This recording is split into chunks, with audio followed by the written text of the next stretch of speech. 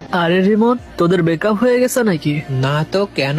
তাহলে ওই কার সাথে গ্রুপে বসে আছে?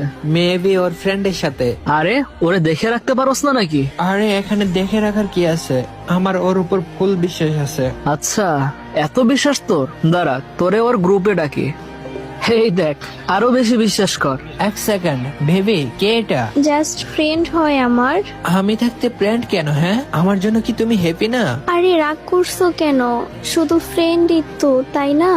আমি তো ওইটাই বলছি, বিহেভ থাকতে ছেলে ফ্রেন্ড কেন? হ্যাঁ, আরে একসাথে গেম খেলতে খেলতে ফ্রেন্ড হয়ে গেছি, এইখানে এত প্রশ্ন করার কি আছে?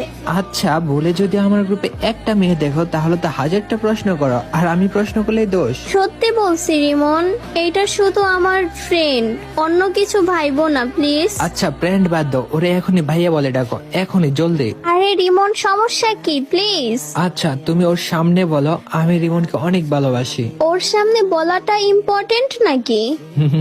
যদি আমাকে ভালোবাসো তবে সেটা প্রকাশ করে দাও, আর যদি না ভালোবাসো তবে অস্বীকার করে দাও।